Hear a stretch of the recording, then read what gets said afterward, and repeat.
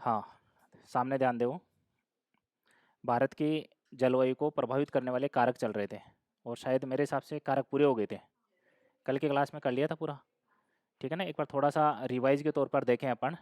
तो जलवायु को प्रभावित करने वाले कारकों में सबसे पहला कारक था, वैसे मुख्य रूप से दो भागों में बांट रखा था। एक स्थिति या उच्चावच संबंधी कारक और दूसरा जो कारक था वो पवन या वायुदाब से संबंधित कारक था। जिसमें सबसे पहले अपन ने पढ़ा था उच्चावच संबंधी या स्थिति संबंधी कारक, जिसमें अक्षांश की बात की थी। अक्षांश के आधार पर आपने ये कहा था कि भारत के अंतर्गत उत्तरी भारत में शीतोष्ण कटिबंधीय जलवायु है और दक्षिण भारत के अंतर्गत उष्ण कटिबंधीय जलवायु है। यदि ऑल ओवर जलवायु की बात करते हैं तो भारत के अंतर्गत उष्ण कटिबंधीय मानसूनी प्रकार की जलवायु है। इसके बाद में जो दूसरा कारक था, अक्षांश के बाद में दूसरा कारक था हिमालय पर्वत। हिमालय पर्वत की बात की थी अपन ने कि हिमालय पर्वत भी भारत की जलवायु को मुख्य रूप से क्या करता है, प्रभावित करता है। जिसमें आपने ये कहा था कि साइबेरिया से आने वाली जो ठंडी हवाएं हैं उनको रोकता है और इधर से दक्षिण पश्चिम से जाने वाली जो मानसूनी पवनें हैं उनको रोककर वर्षा करवाता है, जिसके कारण उत्तरी भारत के अंतर्गत उष्ण कटिबंधीय प्रकार की जलवायु से मिलती जुलती जलवायु नई तरीके से क्रिएट होती है, जिसको आपने कहा था उपोष्ण कटिबंधीय जलवायु है। तो आपने उत्तरी भारत में उपोष्ण कटिबंधीय जलवायु बता दिया था, जबकि अक्षांश के आधार पर वहां पर कैसी होनी चाहिए थी, शीतोष्ण कटिबंधीय जलवायु होनी चाहिए थी, लेकिन ऐसा है नहीं वास्तव में। तीसरा फिर कारक आया था समुद्र तट से दूरी। समुद्र तट से दूरी का मतलब ये था कि आपने ये कहा कि समुद्र के अंतर्गत जो जल है उस जल संसाधन का जो स्वभाव है वो लेट से गर्म होना और देर से ही क्या होना, ठंडा होना। जबकि आपने स्थल का जो स्वभाव पढ़ा था उस स्थल के स्वभाव में ये कहा था कि स्थल का जो स्वभाव है वो जल्दी से गर्म होना और जल्दी से ठंडा होना। तो जो तट के पास में आपने जो भारत के प्रायद्वीपीय भारत के जो तटीय किनारों पर जो आपने शहरों के नाम पढ़े थे वो सम जलवायु को रख रहे थे, और उससे दूर जाने पर उत्तरी भारत में आपने कहा था कि विषम जलवायु को रखते हैं, जिसमें बहुत से शहरों के नाम भी आपको बताए थे। उसके बाद में जो चौथा कारक था वो कारक था उत्तुंगता या ऊंचाई। उत्तुंगता ऊंचाई वैसे हिमालय पर्वत में भी ये टॉपिक अपना आ गया था, लेकिन फिर भी अलग से अपन इसको डिफाइन कर रहे हैं।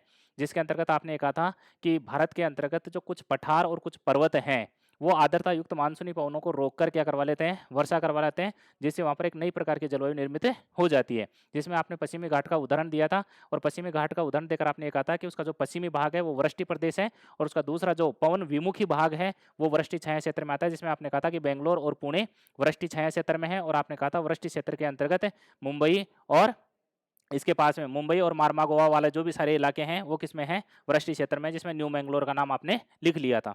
फिर उसके बाद में जो अगला कारक था वो था स्थल और जल का वितरण। स्थल और जल का वितरण वही बात है, स्थल और जल के स्वभाव की बात हो रही है। यदि कोई भाग स्थल खंड का कोई भाग है वो समुद्र के पास में है, ठीक है, तो वो क्या होगा, समकारी जलवायु रखेगा। दूर है वो भी विषमकारी जलवायु रखेगा। और दूसरा एक महत्वपूर्ण कारक ये था कि कितने कारक हो गए, 5। और छठा कारक कौन सा था, समुद्र तट से ऊंचाई।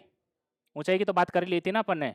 ऊंचाई के अंतर्गत आपने दार्जिलिंग का उदाहरण लिया था, और दार्जिलिंग के उदाहरण के अलावा एक उदाहरण लिया था आगरा का, जिसमें आपने कह दिया था कि सौरमंडल के अंतर्गत जितने ऊंचाई पर आप जाएंगे 165 मीटर के, पर 165 मीटर की ऊंचाई पर जाएंगे 1 डिग्री सेंटीग्रेड तापमान क्या हो जाएगा, कम हो जाएगा।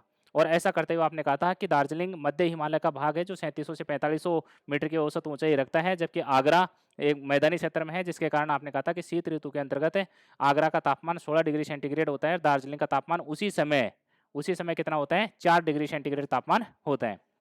फिर उसके बाद अपन बात कर रहे थे, दूसरे भाग में चले थे वायुदाब और पवन संबंधी कारकों में, जिसमें 3 कारकों का जिक्र किया था। पहला जो कारक था जिसके अंतर्गत आपने जेट स्ट्रीम का और जेट स्ट्रीम के साथ जो भी पश्चिमी विक्षोभ वगैरह हैं उनका जिक्र किया था, ठीक है। एक आईटीसी जेड की अपन ने क्या की थी, बात की थी। ऐसे महत्वपूर्ण तरीके से अपन ने जलवायु को प्रभावित करने वाले कारकों का जिक्र कर लिया था। आज अपन पढ़ेंगे पूरे भारत के अंतर्गत ऋतु अनुसार मानसून की क्रियाविधि कैसी है, ऋतु अनुसार। और आपको पता है पूरे भारत में कितनी ऋतुएं हैं, औसत रूप से 4। कितनी ऋतुएं हैं, 4। उन चारों ऋतुओं में मानसून की क्रियाविधि कैसे रहती है, उस क्रियाविधि को आज अपन क्लास में करेंगे।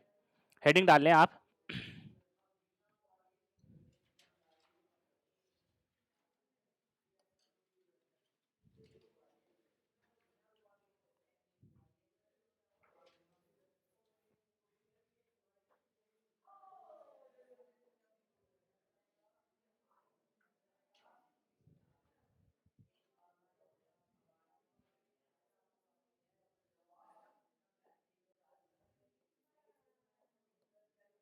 सही है क्या, पेन दिख रहा है क्या आपको?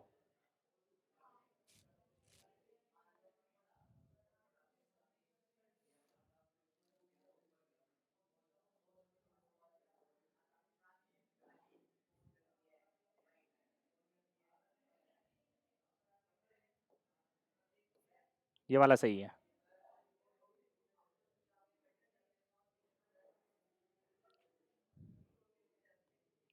हेडिंग डाल लो, भारत में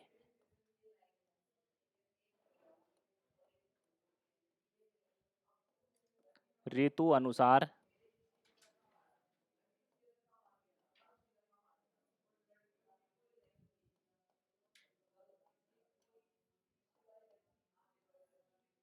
मानसून की क्रियाविधि।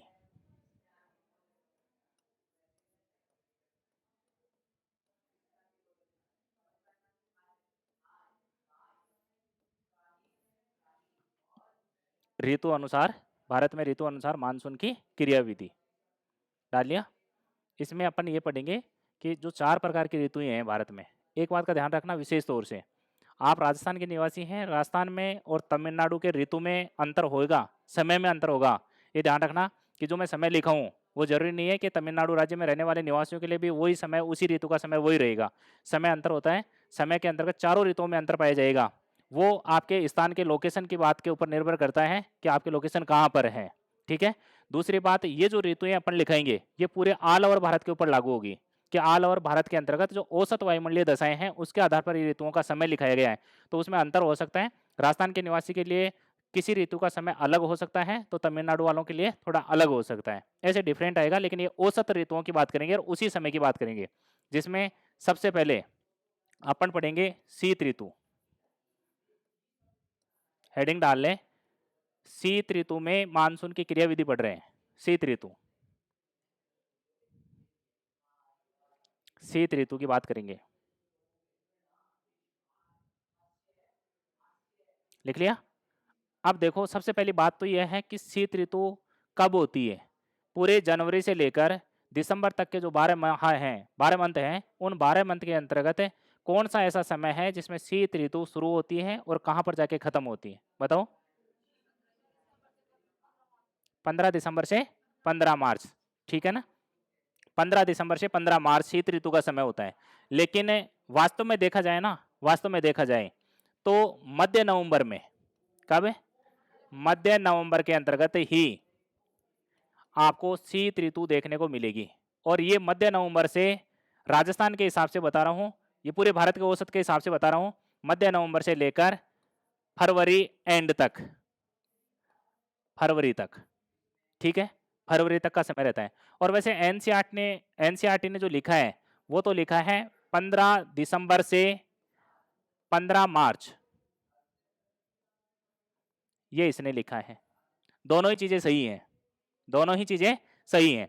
देखो, मध्य नवंबर का मतलब क्या है, आपको पता होगा जब दीपावली, अपने दीपावली का, दीपोत्सव का जो त्यौहार मनाते हैं अपन, उस त्यौहार के जस्ट बाद में ही हल्की हल्की सर्दी पड़ने शुरू हो जाती है। इसका मतलब है कि शीत ऋतु स्टार्ट हो गई है। और उस जो सर्दी को, जो लाइट सर्दी है, उस लाइट सर्दी को गुलाबी सर्दी के नाम से जाना जाता है। ये जनरल नॉलेज का क्वेश्चन भी है। कौन सी सर्दी होती है, गुलाबी सर्दी। और वहीं से, और वो समय होता है मध्य नवंबर का। और ये मध्य नवंबर का तो इंग्लिश महीने के हिसाब से बताएं। वैसे दीपावली कभी अक्टूबर में, नवंबर में भी आती है, आपको बताएं। तो वो हिंदी माह के हिसाब से आते हैं। अपने जितने भी त्यौहार मनाए जाते हैं पूरे भारतवर्ष में, वो सारे त्यौहार हिंदी महीनों के हिसाब से आते हैं।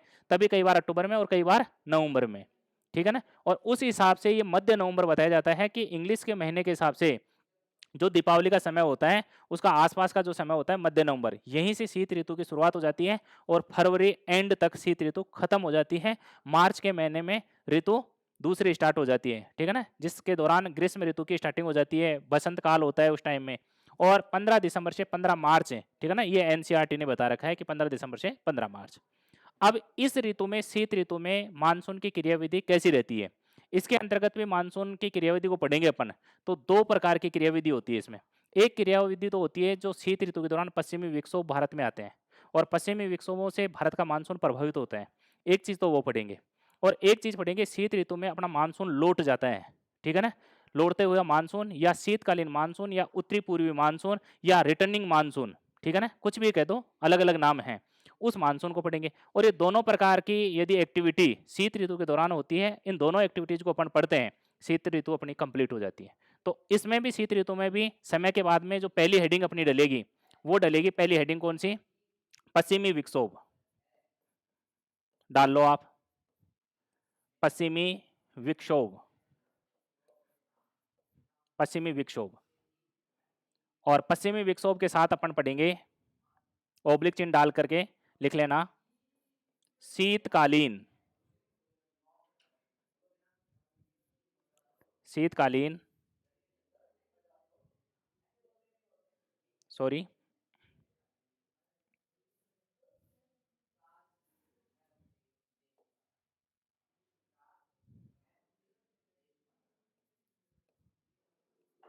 शीतोष्ण कटिबंधीय चक्रवात, या शीतोष्ण चक्रवात भी लिख सकते हैं, शीतोष्ण चक्रवात। फिर ओब्लिक चिन्ह डाल लो,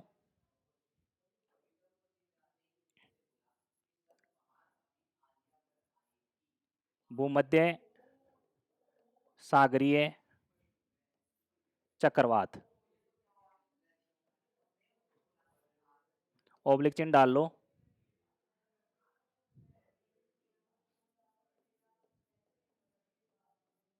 वेस्टर्न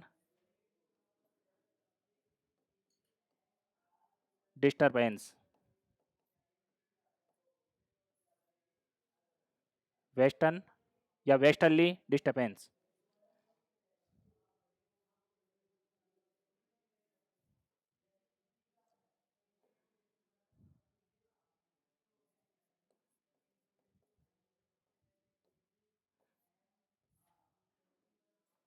वेस्टर्ली डिस्टरबेंस, लिख लिया। यह हेडिंग है पूरी। शीत ऋतु के दौरान ये एक्टिविटी होती है, एक ये घटना घटित होती है, और ये मानसून को प्रभावित करती है। किसको प्रभावित करती है? मानसून को। इधर देखो, पश्चिमी विक्षोभ की बात करेंगे, पश्चिमी विक्षोभ के साथ ही शीतोष्ण चक्रवात की बात करेंगे, ठीक है। और शीतोष्ण चक्रवात के साथ ही भूमध्य सागरीय चक्रवात की बात करेंगे, और वेस्टर्ली डिस्टर्बेंस की बात करेंगे, ठीक है ना। ये इंग्लिश वर्जन है, और कई बार एग्जाम में पूछा है, 2 बार क्वेश्चन में वेस्टर्ली डिस्टर्बेंस को इंग्लिश वर्जन को ऐसे कैसे लिखा है, इसलिए मैंने आपको लिखा दिया, आपके ये भी याद रहे, ठीक है। और इनका सबका मतलब एक ही होता है, इनका सबका मतलब क्या होता है? एक ही। मैंने कहा था जो पश्चिमी विक्षोभ है वो शीतोष्ण कटिबंधीय चक्रवात का ही छोटा रूप है। कल अपन ने इसकी बात की थी कि इसी का क्या है, ये छोटा रूप है। यहाँ तक आपने उतार लिया। अब इसको थोड़ा समझ लेते हैं।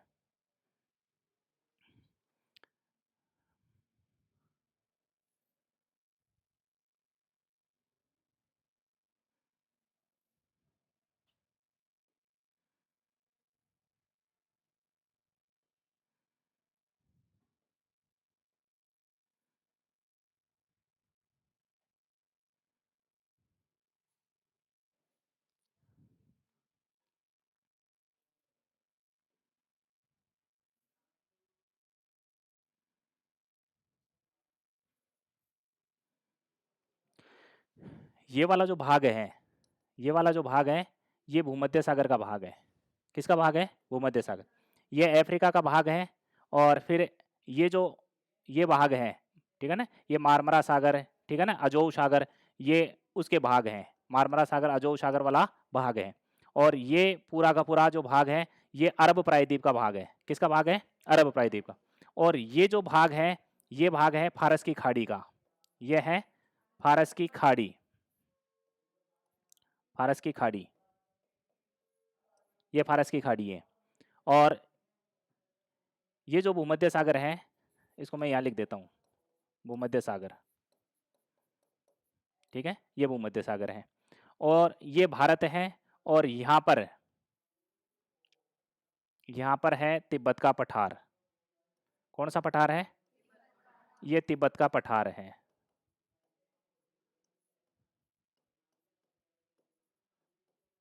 तिब्बत का पठार है। और ये वाला जो भाग है, ये भाग है हिमालय का, ये भाग है हिमालय का,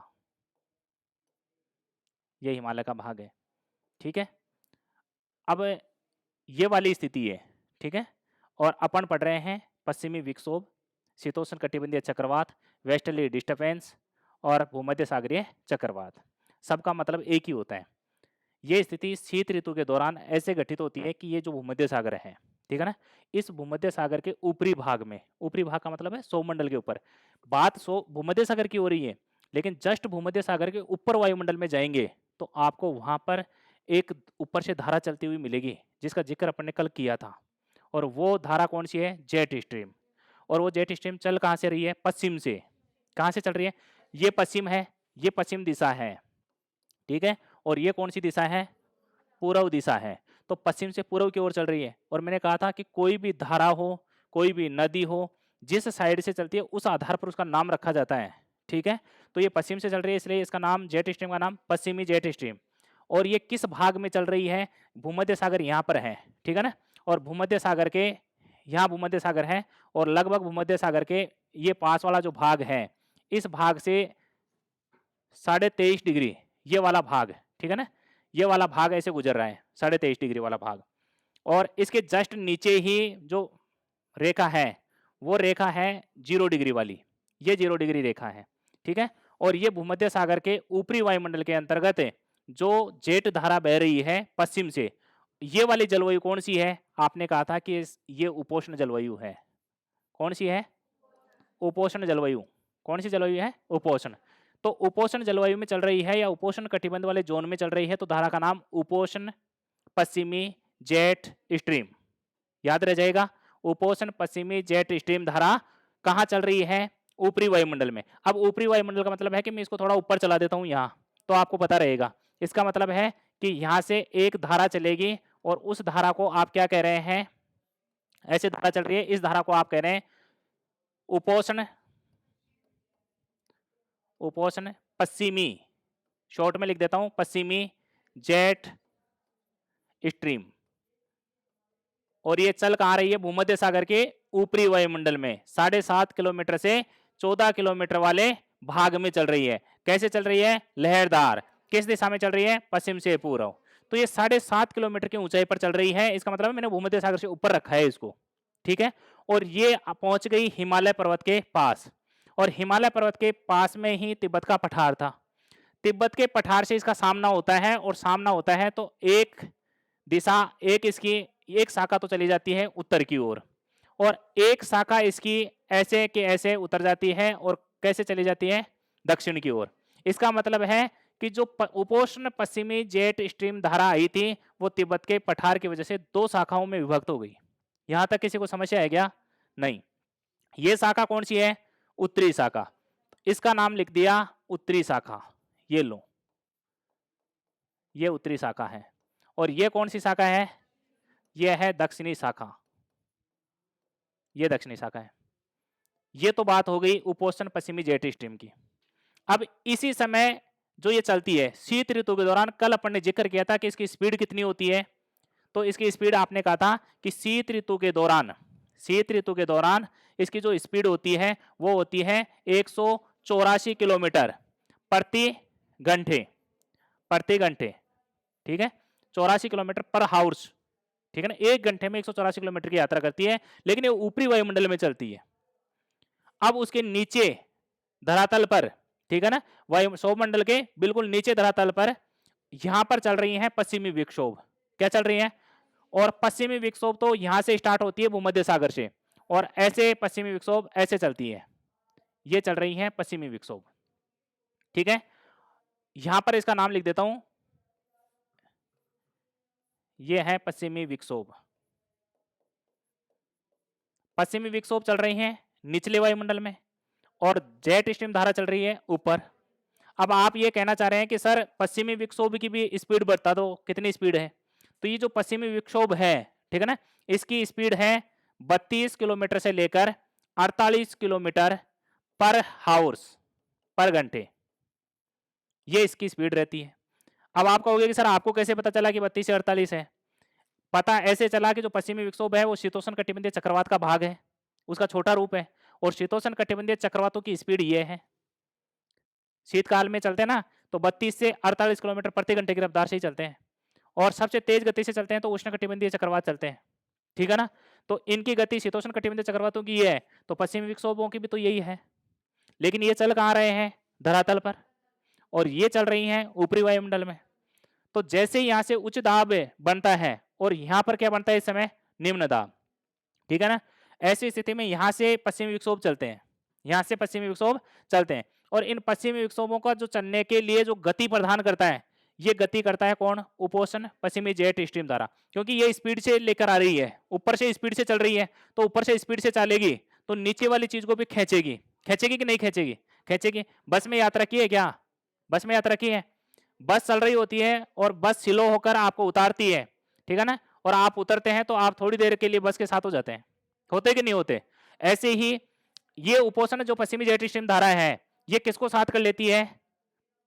पश्चिमी विक्षोभों को, और पश्चिमी विक्षोभों को साथ करके कहां पहुंचा देती है?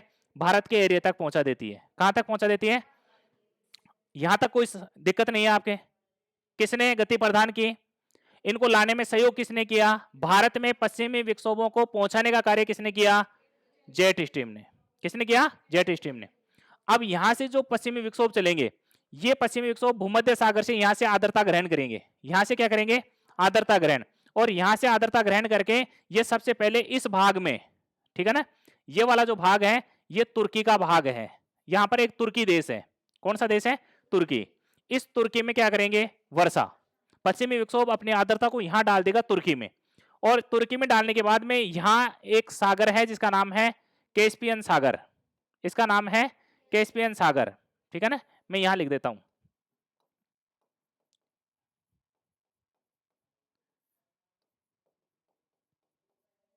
कैस्पियन सागर।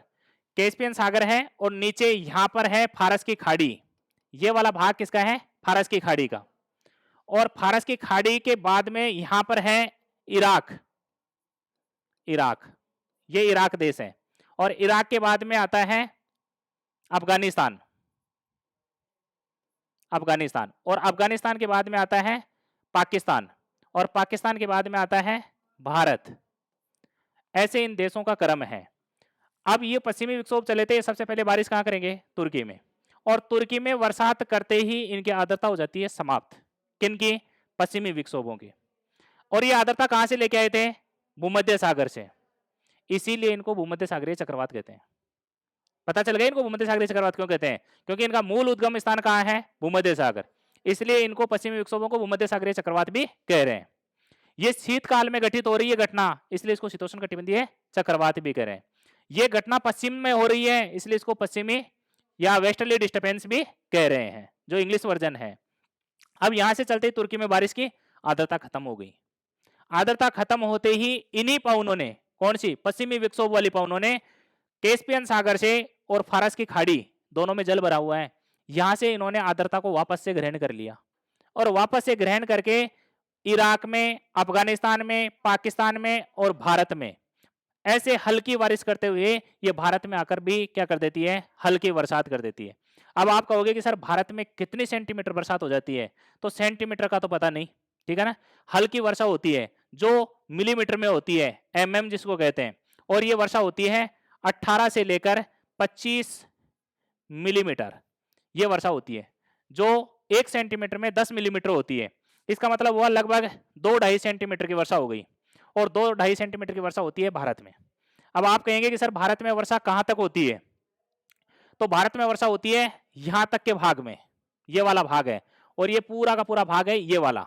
इस भाग में भारत में क्या होती है? वर्षा। और ये भारत का कौन सा भाग है? उत्तर पश्चिम का भाग है। उत्तर पश्चिम का भाग है। और उत्तर पश्चिम के भाग के आपको पूछ लिया जाए कि कौन कौन से राज्य में बरसात होती है, तो सबसे पहले ये कहां प्रवेश करेंगे? राजस्थान में। राजस्थान के बाद में पंजाब है, हरियाणा है, दिल्ली है, जम्मू कश्मीर है, लद्दाख है, उत्तराखंड है, हिमाचल प्रदेश है, दिल्ली है, पश्चिमी उत्तर प्रदेश है। उत्तर प्रदेश पूरा नहीं है, पश्चिमी उत्तर प्रदेश है, और पश्चिमी मध्य प्रदेश है। इतने राज्यों के अंतर्गत पश्चिमी विक्षोभों से हल्की वर्षा होगी। क्या होगी? हल्की वर्षा। और ये जो हल्की वर्षा हो रही है, इस हल्की वर्षा को भारत के अंतर्गत, पूरे भारत की बात कर रहा हूं, पूरे भारत के लोग इस हल्की वर्षा को किस नाम से जानते हैं? बताओ। गलत, मावठ के नाम से नहीं जानते। पूरे भारत में जो लोग इस वर्षा का नाम दे रहे हैं वो नाम है गोल्डन ड्रॉप, सोने की वर्षा। गोल्डन ड्रॉप, सोने की वर्षा, इस नाम से जानते हैं, ठीक है ना, जिसको स्वर्ण बूंदे या सुनहरी वर्षा भी कहा जाता है। सुनहरी वर्षा भी कहा जाता है। बात आती है कि मावठ भी कहते हैं, लेकिन मावठ सिर्फ राजस्थान में बोला जाता है। कहां बोला जाता है? राजस्थान में। वो राजस्थान के लोग इसको मावठ कहते हैं। क्या कहते हैं? मावठ। अब आपको ये पूछ लिया जाए कि भारत के अंतर्गत जो पश्चिमी विक्षोभों से वर्षा होती है उसकी मात्रा किधर से किधर घटती है, किधर से किधर बढ़ती है। तो अपने को एक चीज याद हो गई कि किधर से किधर घटती है, तो बढ़ने वाला तो क्रम याद हो गया। वैसे ये जिस साइड से आती है उस साइड में ज्यादा करती है, और जैसे जैसे दूर जाएगी वहां पर क्या करेगी, कम। इसका तात्पर्य यह हुआ कि पश्चिमी यूपी में जाते जाते इसकी मात्रा क्या हो जाएगी, वर्षा की घट जाएगी। और वैसे औसत वर्षा की भारत की बात करें तो 18 से 25 सेंटीमीटर। ठीक है। अब आपको कोई ये पूछ ले कि ये पश्चिमी विक्षोभ यहां से उद्गम कैसे हुए, इसका आज तक किसी भी प्रकार से शोध में अभी तक इसका जवाब नहीं आया है। आप मेरे से पूछो कि सर पश्चिमी विक्षोभ चलने का मूल कारण क्या है, ठीक है ना, आज तक रिसर्च में अभी तक इसका कोई समाधान नहीं हुआ। बस चलते हैं, बस चलते हैं। बताओ कोई समस्या है क्या? कोई समस्या नहीं। लिखा दिया जाए। ये डायग्राम बनाओगे आप, पहले बनाओगे बाद में बनाओगे? ठीक है, पहले बना लो। ये सारी चीजें बना लो, उसके बाद में ठीक है ना मुझे बोलना है कि बना लिया, फिर मैं कुछ चीजें और ऐड करूंगा, वो नाम भी लिखने हैं, जैसे मैंने बोले ना वो नाम आपको लिखने हैं। बोर्ड पे जगह नहीं है, आपके पास जगह जरूर रहेगी। ये डायग्राम बना ले। ये भूमध्य सागर है, ठीक है ना, डॉट डॉट डाल के पानी को भर देना भूमध्य सागर में।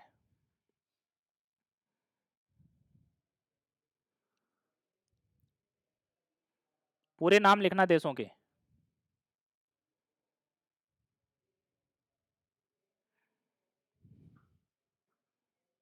साइड में हो जाऊं मैं?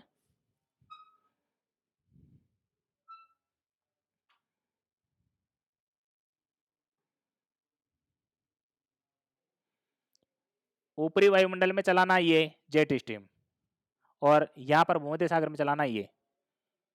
और आपको 23.5 डिग्री वाली मत बनाओ, आप तो सिर्फ 0 डिग्री वाली बना लो। 23.5 का तो कोई काम ही नहीं है। 0 डिग्री वाली बना लो, चल जाएगा काम। और जिसने बना लिया तो वो भी गलत नहीं है। 0 डिग्री वाली बना लो केवल।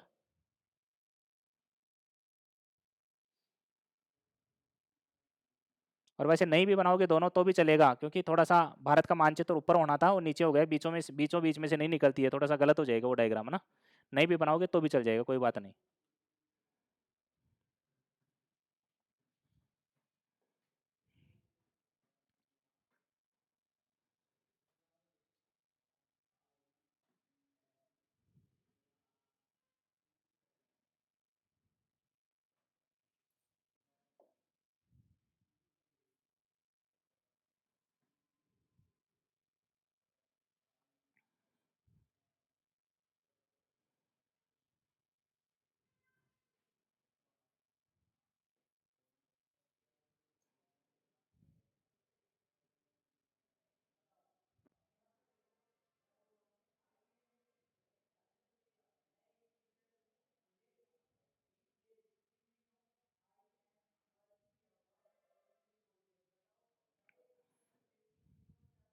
आपको ये पूछ लिया जाए कि पश्चिमी विक्षोभों में लाल सागर और काला सागर का भी कोई योगदान है क्या? क्या ये भी यहाँ से भी तो आर्द्रता ग्रहण होती है क्या पश्चिमी विक्षोभों की? तो आपका आंसर रहेगा ना, नहीं होती है। ठीक है ना, वो क्यों नहीं होती है, ठीक है ना, इसकी जानकारी अधूरी है, मेरे को नहीं, वैज्ञानिकों को। यहाँ से आर्द्रता ग्रहण नहीं करते।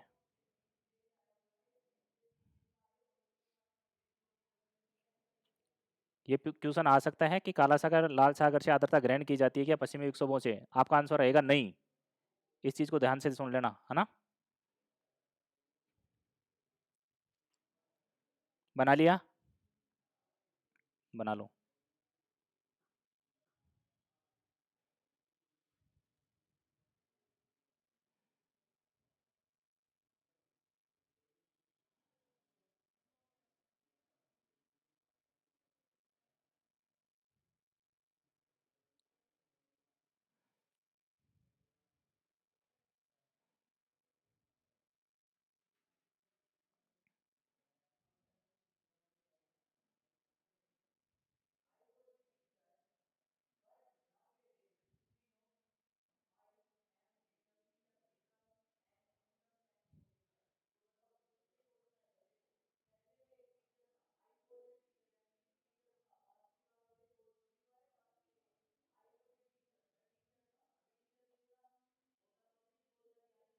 वैसे सारे नाम आ गए, कोई लिखने की ऐड करने की आवश्यकता तो नहीं है, थ्योरी में आ जाएंगी सारी बातें। और ये यूरोप वाला भाग है, इसको बढ़ाने की आवश्यकता नहीं है, बस अपने को तो भूमध्य सागर वाला भाग चाहिए था, ये 0 डिग्री के पास वाले भाग चाहिए थे सारे, ठीक है ना, ये वाली बातें हैं।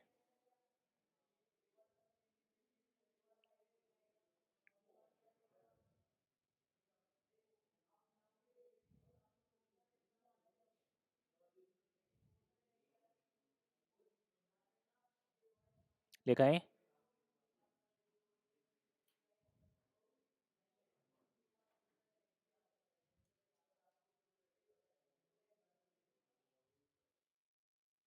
लिखा है क्या, लिखो, डायग्राम के नीचे से लिखना प्रारंभ करो। शीत ऋतु में, शीत ऋतु में, शीत ऋतु में भूमध्य सागर से, भूमध्य सागर से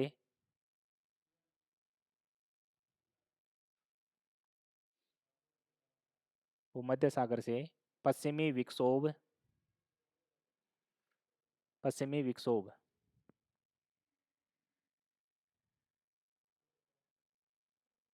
आर्द्रता ग्रहण करके, आर्द्रता ग्रहण करके, आर्द्रता ग्रहण करके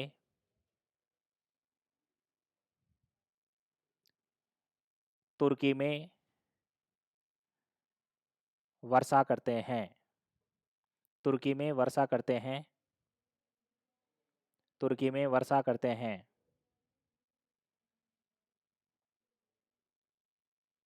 तथा कैस्पियन सागर, तथा कैस्पियन सागर व फारस की खाड़ी से, कैस्पियन सागर व फारस की खाड़ी से, फारस की खाड़ी से पुनः आर्द्रता ग्रहण करके, पुनः आर्द्रता ग्रहण करके, पुनः आर्द्रता ग्रहण करके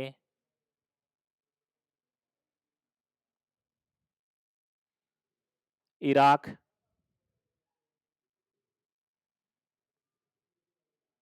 अफगानिस्तान,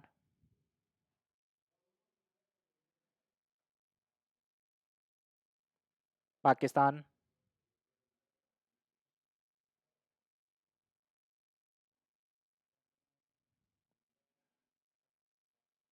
में हल्की वर्षा करते हुए, में हल्की वर्षा करते हुए, हल्की वर्षा करते हुए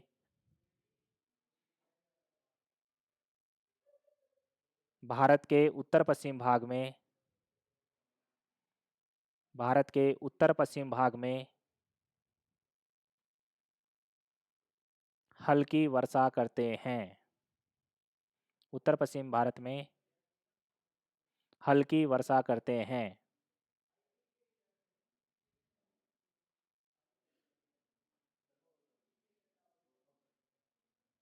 ब्रैकेट में राज्यों के नाम भी लिख लें, ब्रैकेट में लिखें राजस्थान, पंजाब, लिख पा रहे हो ना, ज़्यादा तो नहीं है ना स्पीड, हरियाणा,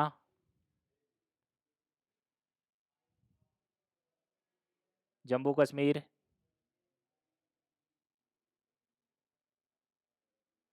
लद्दाख,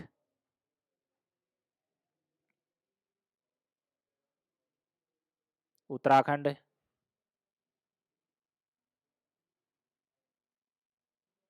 उत्तराखंड, हिमाचल प्रदेश, दिल्ली,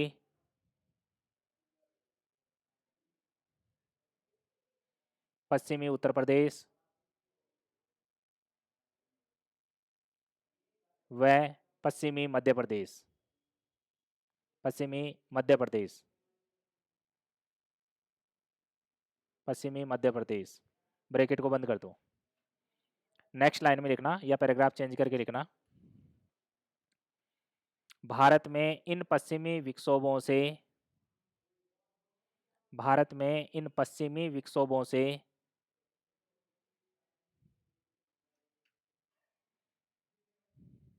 हल्की वर्षा, हल्की वर्षा ब्रैकेट में लिखना 18 से 25 mm, ब्रैकेट में लिखना 18 से 25 mm, ब्रैकेट के बाद में लिखना होती है, होती है।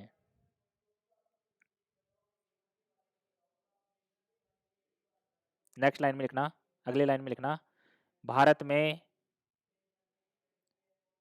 पश्चिमी विक्षोभों से होने वाली,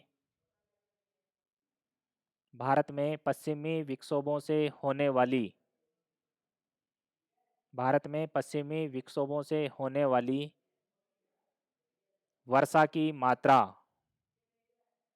वर्षा की मात्रा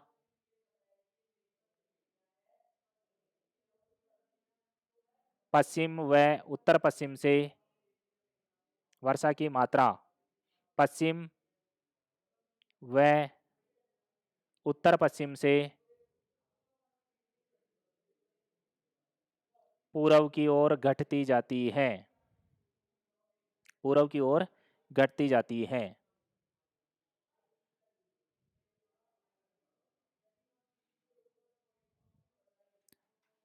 नेक्स्ट लाइन में लिखो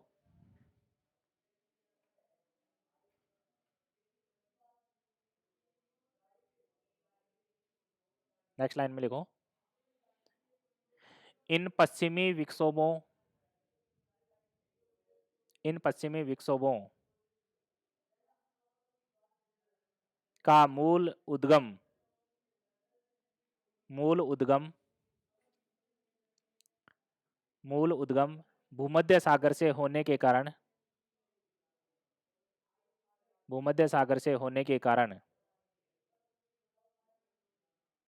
भूमध्य सागर से होने के कारण इन्हें, इन्हें भूमध्य सागरीय चक्रवात,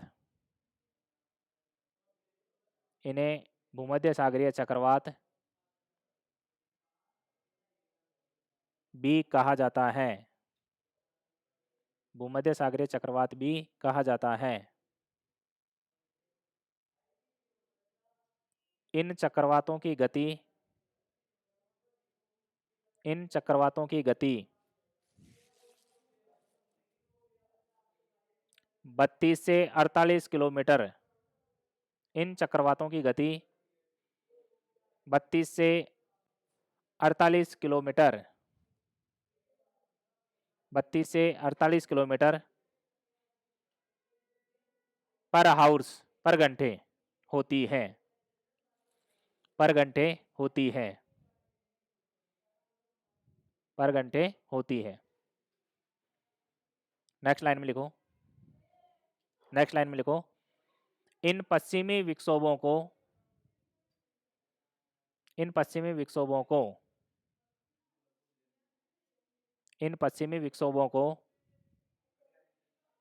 उपोषण, उपोषण पश्चिमी जेट स्ट्रीम, उपोषण पश्चिमी जेट स्ट्रीम,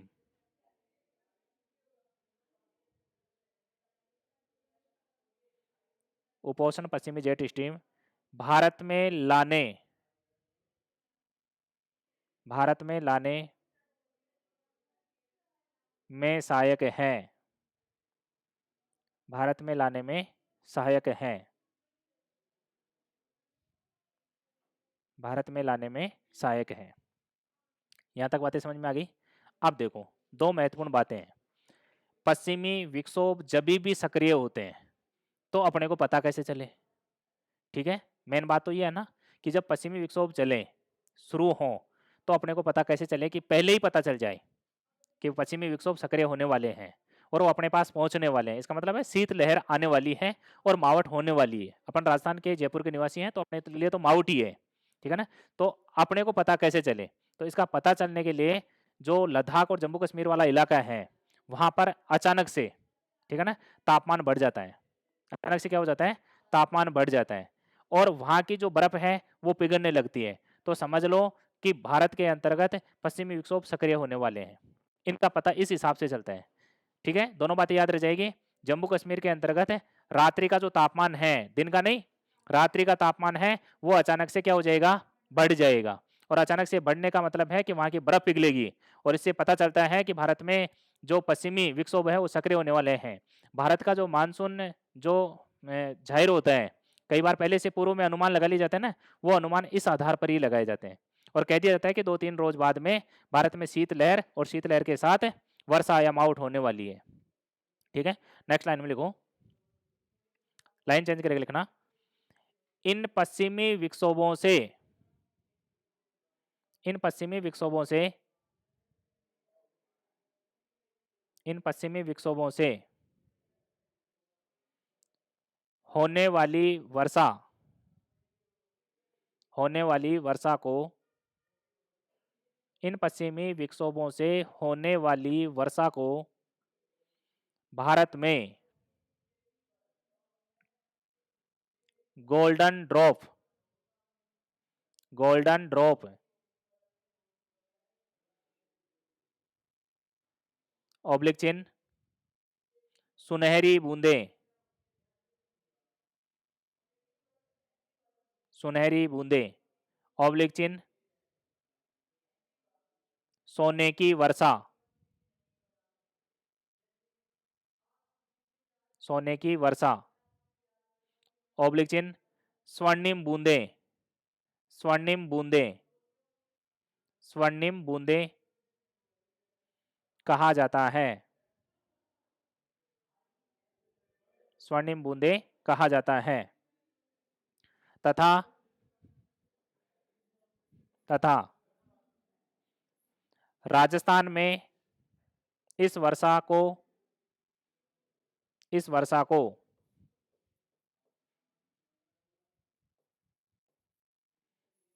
इस वर्षा को मावट, मावट, ध्यान रखना लिखना नहीं है, कई बार ये भी मिल जाता है, इसका मतलब ये समझना कि यही है, कई बार ये शब्द भी आता है, लेकिन एक्चुअल में ये नहीं है, यही है, मावट कहा जाता है, मावट कहा जाता है। राजस्थान में क्या कहा जाता है, मावट कहा जाता है। यह वर्षा रबी की फसलों, यह वर्षा रबी की फसलों, रबी की फसलों, ब्रैकेट में लिखो, गेहूं, जौ, चना व सरसों, ब्रैकेट बंद करो, के लिए, के लिए लाभदायक होती है, लाभदायक होती है, लाभदायक होती है। सारी बातें आ गई। ये बात हो गई शीतकाल में किसकी, मावट की बात हो गई, ठीक है ना। वेस्टर्ली डिस्टर्बेंस की बात हो गई, शीतोष्ण कटिबंधीय चक्रवात की बात हो गई, भूमध्य सागरीय चक्रवात की, ध्यान रखना, ठीक है ना। ये क्या करती है, इसको भारत में पहुंचाने का कार्य करती है। तुर्की में इन्होंने बरसात कर दी और यहाँ से वापस से फारस की खाड़ी और कैस्पियन सागर से इन्होंने आर्द्रता ग्रहण कर ली। और ये जो शाखा है ऊपर से जो आ रही है, ये तिब्बत के पठार के कारण 2 शाखाओं में बट गई, ठीक है ना। इसको भी लिख लो, इसको भी लिख लो, लाइन चेंज करके लिख लो, पश्चिमी जेट स्ट्रीम, पश्चिमी जेट स्ट्रीम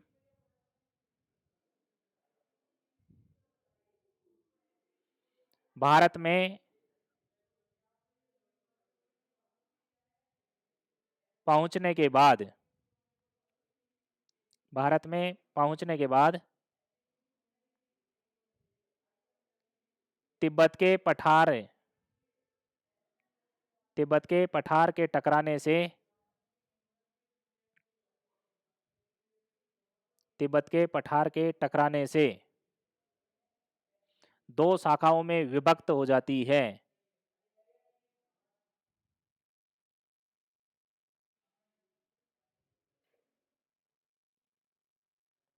हो जाती है। तिब्बत के पठार के उत्तर में, तिब्बत के पठार के उत्तर में उत्तरी शाखा उत्तरी शाखा व दक्षिण में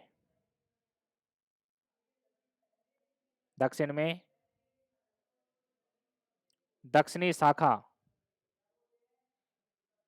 कहलाती है।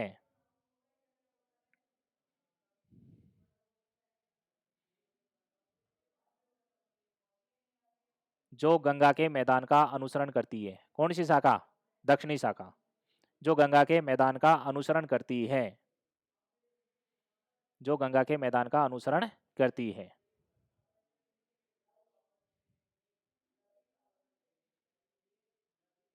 और इसी दक्षिणी शाखा से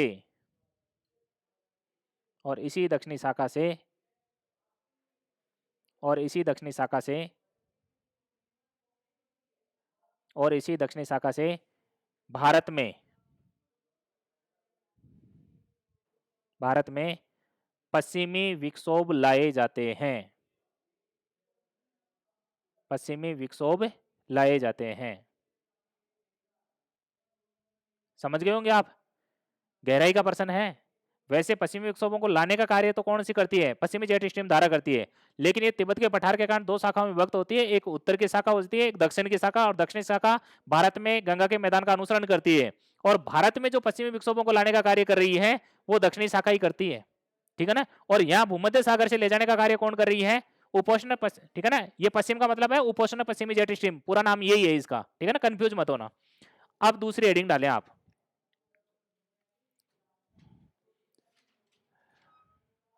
दूसरी हेडिंग डालें। शीत ऋतु में पहली क्रियाविधि हो गई, अब दूसरी क्रियाविधि लिखें।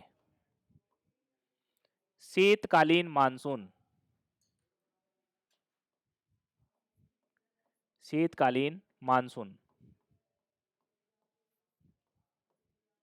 शीतकालीन मानसून, ऑब्लिक चिन्ह लौटता मानसून। लौटता मानसून, ऑब्लिक चिन्ह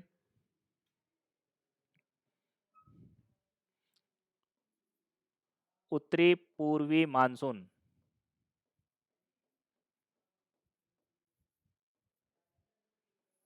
ऑब्लिक चिन्ह रिटर्निंग मानसून।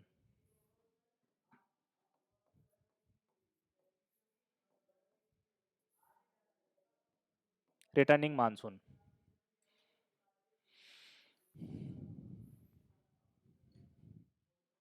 डालिया, एक ही बात है। शीतकालीन मानसून, लौटता मानसून, उत्तरी पूर्वी मानसून या रिटर्निंग मानसून, इंग्लिश वर्जन है, ठीक है। ये तो अपनी हेडिंग थी। अब ये घटना कैसे घटित होती है, ठीक है ना, इसको देखो एक बार।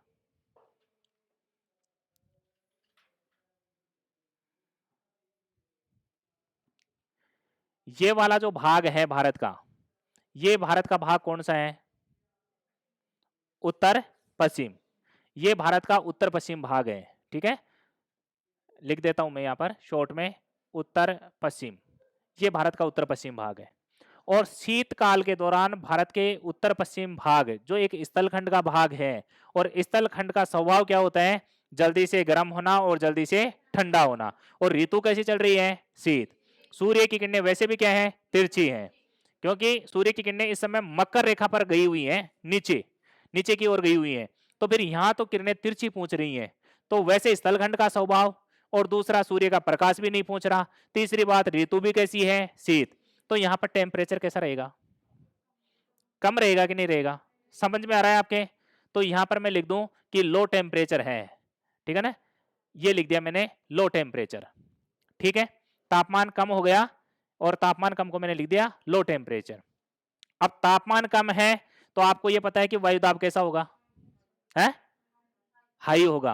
और इसको मैंने लिख दिया हाई प्रेशर, यहां पर लिख दिया हाई प्रेशर। यह हाई प्रेशर जनरेट हो गया, ठीक है। अब यहां पर क्या है? अरब सागर। नीचे क्या है? हिंद महासागर। इधर क्या है? बंगाल की खाड़ी। इसका मतलब है यहां पर जल है, और जल पर सूर्य की किरणें यहां पर इसकी अपेक्षा क्या पड़ रही है? क्या पड़ रही है? सीधी। तो यहां का भाग थोड़ा सा कैसे है? इसकी तुलना में क्या है? अभी भी क्या है? गर्म है। और गर्म है तो यहां पर टेम्परेचर की स्थिति कैसी है? हाई। तो यहाँ पर जो टेम्परेचर है वो हाई है, यहाँ पर हाई टेम्परेचर है, और हाई टेम्परेचर है तो प्रेशर कैसा है, लो, इसलिए यहाँ पर प्रेशर हो गया लो, और लो प्रेशर हो गया यहाँ पर है लो प्रेशर और यहाँ पर है हाई प्रेशर। तो हाई प्रेशर का मतलब है वायुदाब यहाँ ज्यादा है और यहाँ पर वायुदाब क्या है, कम। तो यहाँ से वायु चलकर कहाँ आएगी, लो प्रेशर पर, कम वायुदाब को बढ़ने के लिए आएगी, और कम वायुदाब को बढ़ने के लिए आएगी, ठीक है ना। ये यहां से जब चलेगी तो ये ऐसे चलेगी, ऐसे चलेगी, क्योंकि जो वायुदाब की जो प्रवणता है ना, वो प्रवणता यहां से यहां बन रही है सीधी, ठीक है ना, ऐसे जैसे मैंने तीर के निशान लगाए, लेकिन एक्चुअल में ऐसे नहीं चलती है, एक्चुअल में ऐसे चलती नहीं है। उसका रीजन क्या बताया जाता है, रीजन क्या बताया जाता है, ये चलनी चाहिए ऐसे, लेकिन ऐसे नहीं चलती हैं। क्यों नहीं चलती हैं, क्योंकि पृथ्वी के घूर्णन गति के कारण पृथ्वी का जो विक्षेपण बल है, कोरियलिस बल है, जो फेरल के नियम के अनुसार ये कहा जाता है कि ये जो पवने हैं उत्तरी गोलार्ध में, ठीक है ना, दाईं ओर क्या कर जाती हैं, घूम जाती हैं। तो चलनी चाहिए ऐसे, लेकिन ये ऐसे चलती हैं, ऐसे ऐसे घूमती हुई चलती हैं ये, ठीक है ना, ऐसे चल रही हैं, ऐसे चलती हैं। घूम रही है कि नहीं घूम रही, किस नियम के अनुसार, फेरल के नियम अनुसार, किस बल के कारण, कोरियलिस बल के कारण, ठीक है ना। और चलनी कैसे चाहिए थी, उत्तर से दक्षिण लंबवत चलनी चाहिए थी, लेकिन नहीं चली। उसका रीजन मैंने आपको बता दिया, क्योंकि ये पृथ्वी की घूर्णन गति काम करती है। अरे कोई पृथ्वी की, जो पृथ्वी घूमेगी तो उसमें रखी हुई वस्तु भी तो उसके समान ही क्या करेगी, बल खाएगी ना। आपको किसी चक्कर में घुमाया जाए ना, तो आप उसके समथिंग ही क्या करेंगे, घूमेंगे, आप उसके साथ बोलेंगे, तो हवा भी उसके साथ होगी, ज्यादा नहीं तो कम तो होगी कम से कम, ठीक है ना। अपना बैलेंस खोएगी, और वो बैलेंस खोएगी तो इस तरीके से करेगी मूव, और इस तरीके से मूव करके कहाँ पहुंचेगी, लो प्रेशर पे, कहाँ पहुंचेगी, लो प्रेशर। और यहां पर है हिमालय पर्वत, ये किसका भाग है, हिमालय का, ये हिमालय का भाग है। अब ये ध्यान रखना, इस समय ना, इस समय हिमालय के बाहर साइबेरिया से ठंडी हवाएं चलती हैं, और वो ठंडी हवाएं हिमालय के पहले ही रुक जाती हैं। तो ये ध्यान रखना कि ये जो हवाएं है ना, ये हवाएं वहां से नहीं आई हैं, ये हवाएं कहां से जनरेट हुई है, इस उत्तर के गंगा के मैदान से, और मुख्य रूप से कहां से, उत्तर पश्चिम भारत से। यहां पर सबसे ज्यादा हाई प्रेशर जनरेट हुआ है, और यहां पर थोड़ा कम हुआ है, लेकिन यहां पर ज्यादा हुआ है। लेकिन ये पूरा का पूरा एरिया इसकी तुलना में, इसका मतलब है हिंद महासागर, बंगाल की खाड़ी, अरब सागर की तुलना में हाई प्रेशर रखता है, और ये लो प्रेशर रखता है। और ये लो प्रेशर रखने का कारण ये था कि यहाँ पर टेम्परेचर क्या था, हाई, और वायुदाब और तापमान में विलोमानुपाती संबंध पाया जाता है, इसलिए हवाएं ऐसे मूव कर गई। और इन पवनों का नाम दिया जाता है मानसूनी पवने। क्यों, क्योंकि ये वर्ष में अपनी दिशा को 2 बार क्या करती हैं, चेंज। और मानसूनी पवनें उसी तो कहते हैं, पहली क्लास में आपने पढ़ा था जलवायु वाले टॉपिक की ये, ठीक है। और यहां पहुंचती हैं तो अब यहां पर क्या करेगी, ये वर्षा करेगी क्या, नहीं करेगी। क्यों, क्योंकि कहां से चल के आ रही है, इस तल से, कहां से चल के आ रही है, इस तल से, इसलिए यहां पर क्या नहीं करेगी, वर्षा नहीं करेगी। लेकिन ऐसे जब ये पूरे स्थलखंड से आती हैं तो ये वाली जो आपको शाखा दिख रही है, ठीक है ना, ये वाली जो शाखा दिख रही है, ये शाखा देखो, यहां पर क्या है, पूरा का पूरा बंगाल की खाड़ी का भाग है, ये बंगाल की खाड़ी है, ये क्या है, बंगाल की खाड़ी है, ठीक है। और इस बंगाल की खाड़ी में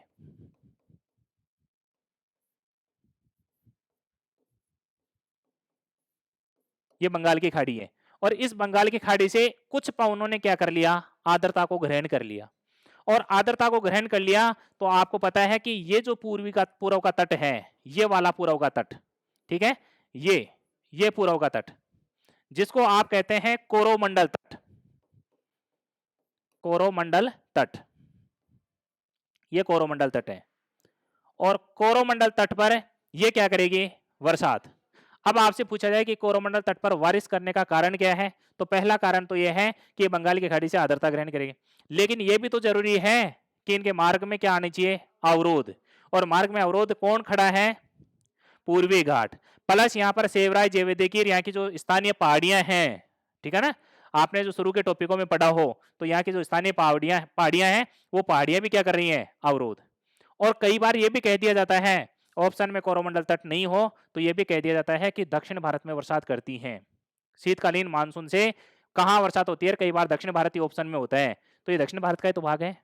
और कई बार कोरोमंडल तट भी ऑप्शन में नहीं हो और दक्षिण भारत भी ऑप्शन में नहीं हो और राज्यों का नाम आ जाए, ठीक है ना, राज्यों का नाम आ जाए, तो सबसे ज्यादा बरसात होती है इस मानसून से कहां पर? तमिलनाडु में। और पूरे तमिलनाडु में होती है, कोई पूर्व भाग नहीं है, कोई पश्चिम नहीं है, कोई उत्तर नहीं है, कोई दक्षिण नहीं है। तमिलनाडु में सबसे ज्यादा बरसात होती है किस मानसून में? शीतकालीन मानसून से। याद रह जाएगा। और कोई दूसरा राज्य पूछे तो फिर होती है दूसरे नंबर पे सबसे ज्यादा होती है आंध्र प्रदेश में। और आंध्र प्रदेश में होती है तो वो दक्षिणी आंध्र प्रदेश में होती है। कहां पर होती है? दक्षिणी आंध्र प्रदेश में होती है। कोई तीसरा नाम पूछे कि तीसरे राज्य में और बता दो किसमें होती है, तो ये कर्नाटक में भी होती है। और स्थान कर्नाटक का है दक्षिणी पूर्वी कर्नाटक। कौन सा कर्नाटक? और कोई चौथा राज्य पूछा जाए तो वो है केरल। और केरल का कौन सा भाग है? पूरा नहीं है, तो वही दक्षिणी पूर्वी भाग है। और अब आपको पूछ लिया जाए कि शीत ऋतु के अंतर्गत जिन राज्यों में वर्षा होती है उनके घटते हुए क्रम में मात्रा के आधार पर, बहुत गहराई का प्रश्न यही है, कोई अधिक से अधिक गहराई पूछी जाए तो मात्रा के आधार पर पूछ लिया जाए कि घटते हुए क्रम में राज्यों को चिन्हित करें, तो फिर आप बोलोगे तमिलनाडु, आप बोलोगे आंध्र प्रदेश, आप बोलोगे कर्नाटक, आप बोलोगे केरल। और तट की बात करें तो कोरोमंडल तट है। और कई बार क्वेश्चन कोरोमंडल तट के बारे में नहीं पूछकर कोरोमंडल तट के राज्य बोल देता है कि कोरोमंडल तट किन राज्यों में है, ठीक है ना। केरल में तो नहीं आ सकता कोरोमंडल तट, ना किस में आ सकता? कर्नाटक में आ सकता। तो फिर किस में आएगा? तमिलनाडु और आंध्र प्रदेश का भाग सम्मिलित रूप से क्या कहलाता है? कोरोमंडल तट। और कोरोमंडल तट पर बारिश होती है। क्वेश्चन ऐसे भी पूछा जा सकता है कि दक्षिण भारत के अंतर्गत शीतकालीन मानसून से सर्वाधिक बाढ़ की स्थिति कहां बनती है? तो राज्य का नाम आए तो कहां बनती है? तमिलनाडु। और दूसरे नंबर पर राज्य का नाम आए तो आंध्र प्रदेश, और वो भी दक्षिण आंध्र प्रदेश। और यदि कोई शहर पूछ लिया जाए कि सबसे ज्यादा किस शहर के अंतर्गत शीत ऋतु के दौरान दक्षिण भारत में बाढ़ की स्थिति बन सकती है, तो वो है चेन्नई। वो कौन है? चेन्नई। और यहां पर ये सारे चारों राज्य, ठीक है ना, और यहां पर क्या होती है? बरसात होती है। बताओ कोई समस्या है क्या इसमें? कोई समस्या नहीं है। ये किसकी घटना है? शीतकाल के अंतर्गत शीतकालीन जो मानसून है, और इसी मानसून को क्या कह रहे हैं? लौटता मानसून, ठीक है ना। और इसी मानसून को अपन रिटर्निंग मानसून इंग्लिश वर्जन में बोल रहे हैं। और ये मानसून आया कहां से है? उत्तर पूर्व से, ठीक है ना।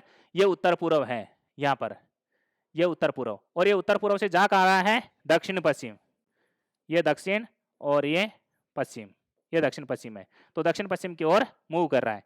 और ये हाई प्रेशर है, ये हाई टेम्परेचर है, यहाँ पर लो प्रेशर है। और यहाँ पर है, यहाँ पर है लो टेम्परेचर और हाई प्रेशर।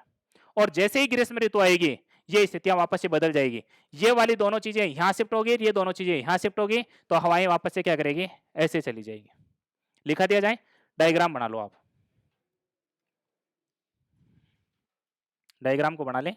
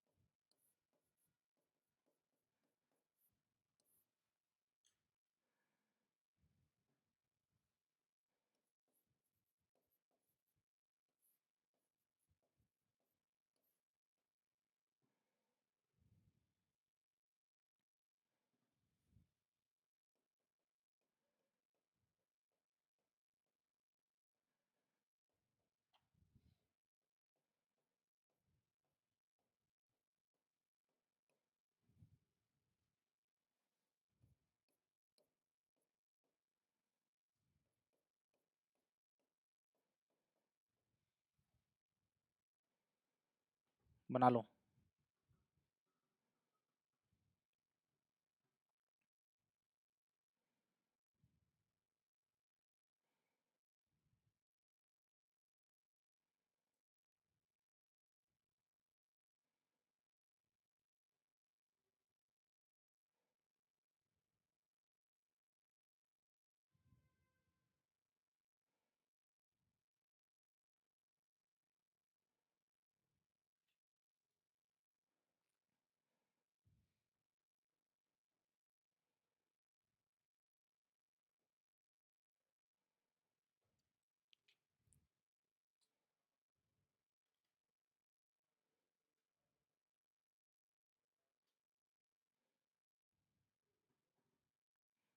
बना लिया? लिखा है?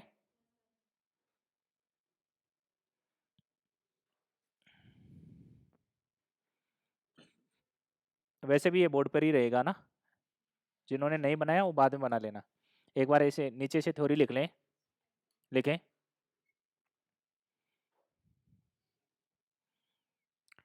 शीतकाल के दौरान,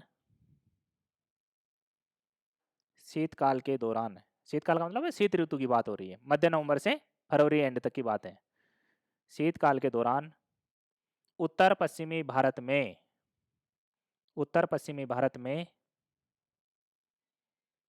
उत्तर पश्चिमी भारत में, शीतकाल के दौरान उत्तर पश्चिम भारत में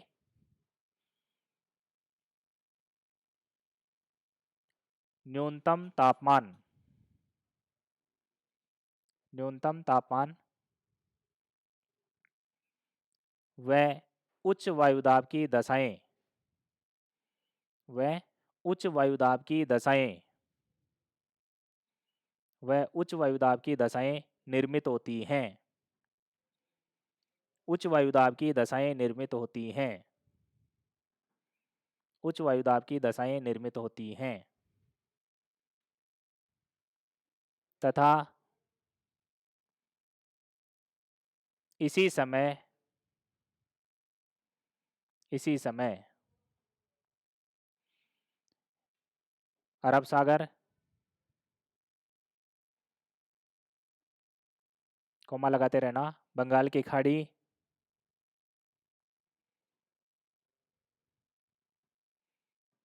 व हिंद महासागर में, हिंद महासागर में उच्च तापमान, उच्च तापमान व निम्न वायुदाब की दशाएं,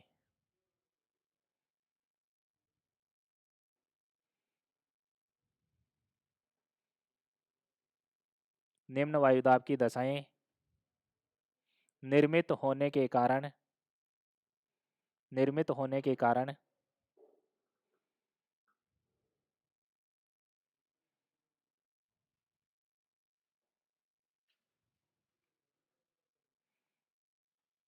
निर्मित होने के कारण उत्तर से दक्षिण की ओर, उत्तर से दक्षिण की ओर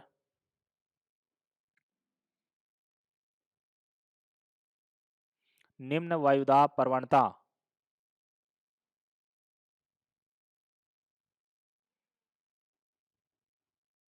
की दशा निर्मित होती है,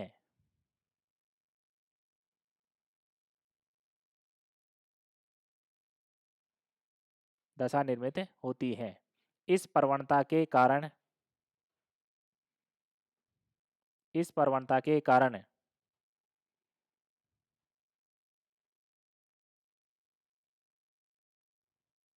इस प्रवणता के कारण हवाएं, हवाएं उत्तर से दक्षिण की ओर, उत्तर से दक्षिण की ओर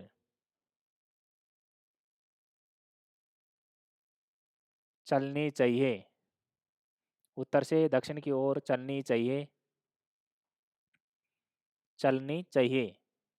लेकिन फेरल के नियमानुसार, फेरल के नियमानुसार उत्तरी गोलार्ध में ये पवने, उत्तरी गोलार्ध में ये पवने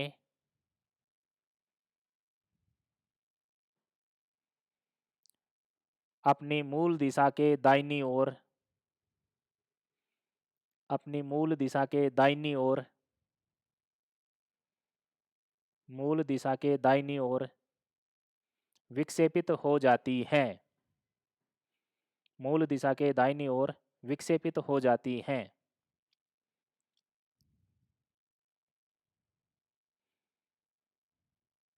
विक्षेपित हो जाती हैं। और इनकी दिशा, इनकी दिशा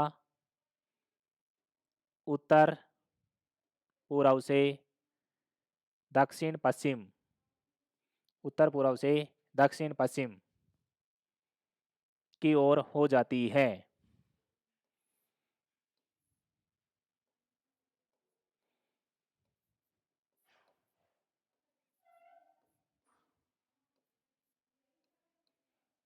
इधर देखना, ये कौन सी दिशा है? उत्तर पूर्व। और इस दिशा में चल रही है पवन ऐसे, तो ये हो गया दक्षिण और पश्चिम। तो देखो ये वाला चिन्ह और ये वाला चिन्ह सेम लग रहा होगा आपको, ठीक है ना?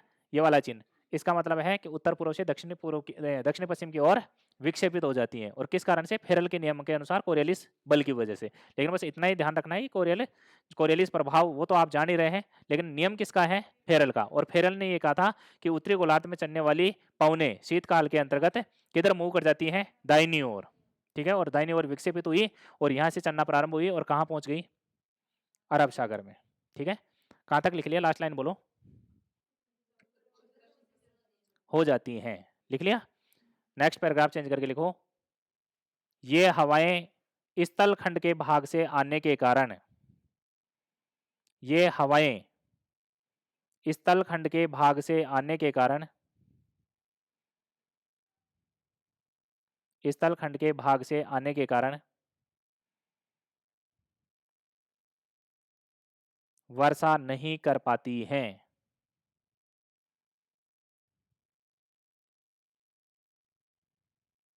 वर्षा नहीं कर पाती हैं, लेकिन इसकी एक शाखा, लेकिन इसकी एक शाखा बंगाल की खाड़ी से आर्द्रता ग्रहण करके, इसकी एक शाखा, इसकी एक शाखा बंगाल की खाड़ी से आर्द्रता ग्रहण करके, बंगाल की खाड़ी से आर्द्रता ग्रहण करके, बंगाल की खाड़ी से आर्द्रता ग्रहण करके कोरोमंडल तट पर, कोरोमंडल तट पर वर्षा करती है, कोरोमंडल तट पर वर्षा करती है।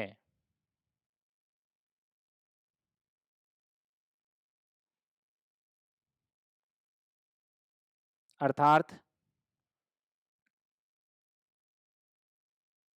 लौटते हुए मानसून से, लौटते हुए मानसून से, लौटते हुए मानसून से दक्षिण भारत में, लौटते हुए मानसून से दक्षिण भारत में वर्षा होती है, दक्षिण भारत में वर्षा होती है, जिनमें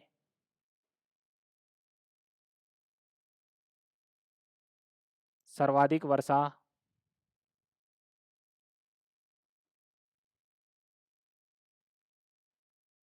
सर्वाधिक वर्षा तमिलनाडु में,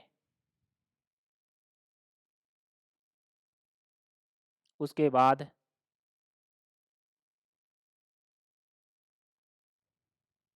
उसके बाद दक्षिणी आंध्र प्रदेश में,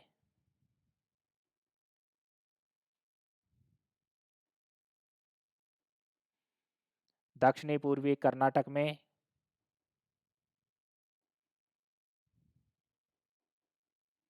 व दक्षिणी पूर्वी केरल में, दक्षिणी पूर्वी केरल में होती है, केरल में होती है। आपको पूछ लिया जाए सबसे ज्यादा कहाँ होती है? तमिलनाडु। फिर उससे कम कहाँ? आंध्र प्रदेश, दक्षिणी आंध्र प्रदेश। पूरे आंध्र प्रदेश में नहीं होती है, ध्यान रखना। और फिर उसके बाद में कर्नाटक दक्षिणी पूर्वी, और उसके बाद में दक्षिणी पूर्वी केरल। और आपको ये सारी चीजें नहीं हो और दक्षिणी भारत ऑप्शन में हो तो दक्षिणी भारत करना है, राज्यों का नाम हो तो राज्यों को इस हिसाब से करना है। यदि मात्रा के आधार पर पूछ ले तो मात्रा के आधार पर आपके सामने आ गया है, लेकिन ध्यान रखना थोड़ा सा वाक्य के अंतर्गत समझने का भाव अलग है, ठीक है ना? मैंने लिखा है कि सर्वाधिक वर्षा तमिलनाडु में, और फिर किस में होती है? दक्षिणी आंध्र प्रदेश। इसका मतलब ये नहीं कि फिर इससे ज्यादा यहाँ होती है, इसका मतलब ये नहीं है। सबसे ज्यादा पहली बार लिखाया जाता है वो शब्द है कि तमिलनाडु में होती है, उसके बाद में आंध्र प्रदेश है, उसके बाद में उससे कम, उसके बाद में उससे कम। और यदि आपको पूछा जाए कि कोरोमंडल तट पर बारिश होती है और वो कोरोमंडल तट के राज्य पूछ लिया जाए तो फिर 2 राज्य आएंगे। आप नोट आउट कर लें अलग से एक लाइन में, कोरोमंडल तट बराबर, कोरोमंडल तट बराबर, मतलब कोरोमंडल तट का अर्थ बता रहा हूं कि कौन से राज्य आएंगे। कोरोमंडल तट बराबर दोनों राज्यों का नाम लिख लो, तमिलनाडु, तमिलनाडु, और उसका नाम लिखो तब लिखना दक्षिणी पूर्वी, ओ सॉरी, दक्षिणी आंध्र प्रदेश, कोमा लगा के लिखो दक्षिणी आंध्र प्रदेश, दक्षिणी आंध्र प्रदेश। ठीक है, एक लाइन और लिख लो, बाढ़ वाली बात को और लिख लो। इस मानसून से दक्षिण भारत में, इस मानसून से दक्षिण भारत में दक्षिणी भारत में कोरोमंडल तट पर,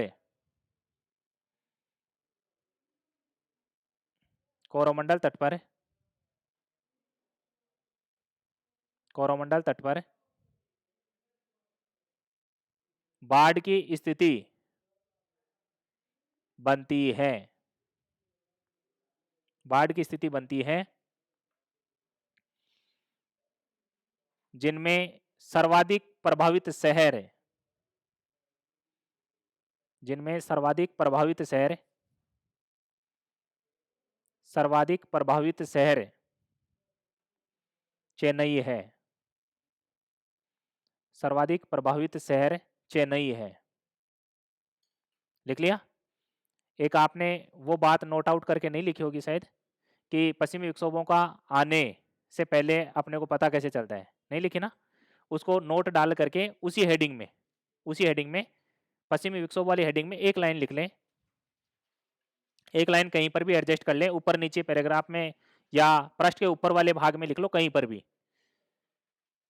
या वहां जगह नहीं है तो फिर इसी हेडिंग में नोट करके लिख लो। नोट करके लिख रहे हो ना, वो तो कोई समस्या नहीं है, नोट करके लिख लो, जहां पर भी जगह है वहां नोट करके लिख लो, आप जो भी आप उचित समझ रहे हैं लिखो।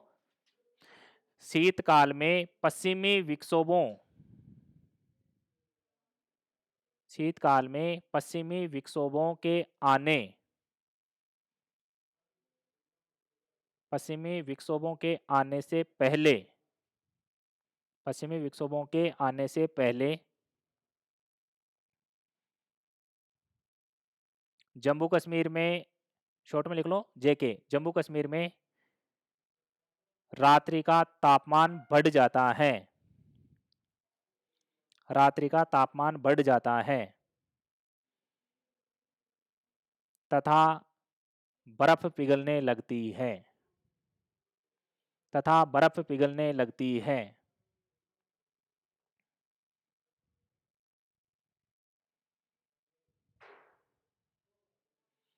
अब बताओ तापमान ज्यादा क्यों होगा रात्रि का, रात का तापमान ज्यादा क्यों हो जाएगा? रटना नहीं है, पार्थिव विकिरणों के कारण, लेकिन सही जवाब नहीं है। इसका मतलब यह है कि जब यहाँ से पश्चिमी विक्षोभ शुरू होते हैं भूमध्य सागर से, तो उनमें आर्द्रता होती है, उनमें क्या होती है? आर्द्रता। और आर्द्रता के कारण जैसे ही वो भारत में प्रवेश करते हैं और अपने को पता चले उससे पहले ही बादल बन जाते हैं, उससे पहले क्या बन जाते हैं? बादल। और बादल क्या करते हैं, जैसे ऊपरी वायुमंडल में बादल बने सौरमंडल में, तो नीचे से रात को पार्थिव विकिरणें क्या होती हैं? शुरू। और पार्थिव विकिरणें क्या करती हैं कि उन बादलों को पार नहीं कर सकती, क्योंकि बादल पार्थिव विकिरणों का अवशोषण करते हैं। और अवशोषण करने का मतलब है कि जो पार्थिव विकिरण से जो दीर्घ तरंगें निकली हैं सूर्य की, ठीक है ना, सूर्यास्त होने के बाद में दीर्घ तरंगें निकलती है, और मैंने कहा था कि वायुमंडल का भाग सबसे ज्यादा गर्म होता है तो पार्थिव विकिरणों से होता है, न कि लघु तिरंगों से होता है। तो ये जो पार्थिव विकिरणें निकलती हैं इससे वायुमंडल गर्म होता है, तो वायुमंडल में ये क्या करती हैं? वापस लौटती हैं, जिसको परावर्तन कहते हैं, ठीक है ना।